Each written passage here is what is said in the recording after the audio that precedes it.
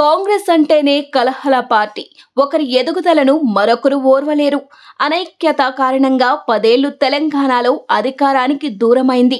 2023 assembly ఎన్నికల్లో అధికారంలోకి వచ్చినా దానిని నిలబెట్టుకోవడం ఓ సవాలుగా మారింది. ఏడాది పాటు పాలన సాఫీగా సాగింది. ఇప్పుడు అంతర్గత కలహాలతో సతమతమవుతోంది.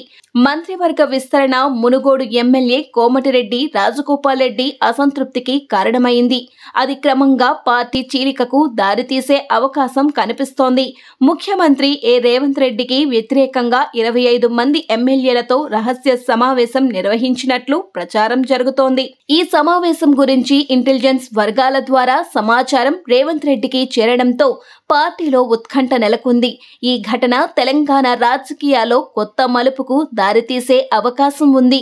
కోమటిరెడ్డి రాజగోపాల్ రెడ్డి కొంతకాలంగా ముఖ్యమంత్రి రేవంత్ రెడ్డిపై అసంతృప్తితో ఉన్నారు. ఈ అసంతృప్తికి ప్రధాన కారణం మంత్రి పదవి రాకపోవడం. 2023లో రాజగోపాల్ రెడ్డి బీజేపీ నుంచి కాంగ్రెస్లోకి తిరిగి చేరినప్పుడు మంత్రి పదవి హామీ ఇచ్చినట్లు ఆయన పేర్కొన్నారు.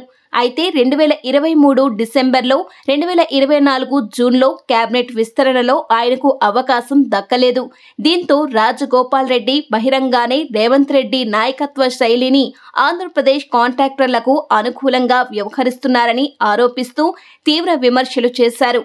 ఈ అసంతృప్తే రహస్య సమావేశానికి దారితీసినట్లు తెలుస్తోంది. 2 రోజుల క్రితం జరిగిన ఈ రహస్య సమావేశంలో 25 మంది కాంగ్రెస్ ఎమ్మెల్యేలు పాల్గొన్నట్లు సమాచారం.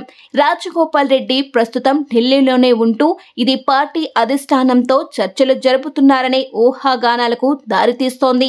మరోవైపు రాజగోపాల్ రెడ్డి తన సోదరుడు రోడ్లు మరియు భవనాల శాఖ మంత్రి కోమటిరెడ్డి వెంకటరెడ్డి సహాయం కూడా పొందలేకపోయారు. దీనివల్ల ఆయన అసంతృప్తి మరింత పెరిగినట్లు కనిపిస్తోంది. ఇటీవల ఆయన కర్ణాటక ఉప ముఖ్యమంత్రి డీకే శివకుమార్తో సమావేశమైనట్లు వార్తలు రావడం, ఢిల్లీలో ఉన్నట్లు తెలియడం పార్టీ అధిష్టానంతో చర్చలు జరుగుతున్నాయనే అనుమానాలను రేకెత్తిస్తోంది. ఈ రహస్య సమావేశం తెలంగాణ కాంగ్రెస్లో రాజకీయ సంక్షోభాన్ని సృష్టించే అవకాశం ఉంది. రాజగోపాల్ రెడ్డి గతంలో బీజేపీలో చేరిన చరిత్ర ఉన్నందున ఆయన మళ్లీ పార్టీ మారుతారా అనే ఊహాగానాలు కూడా వినిపిస్తున్నాయి. అయితే ఆయన తన నియోజకవర్గం మునుగోడు కోసం పోరాడుతానని, అవసరమైతే మళ్లీ రాజీనామా చేసి ఉప ఎన్నికలకు వెళ్తానని పేర్కొన్నారు. మరోవైపు కాంగ్రెస్ క్రమశిక్షణ కమిటీ ఈ వ్యవహారంపై తీవ్రంగా స్పందించినట్లు తెలుస్తోంది. కమిటీ చైర్మన్ మల్లు రవి రాజగోపాల్ రెడ్డితో మాట్లాడి విషయాన్ని పరిశీలిస్తామని పేర్కొన్నారు.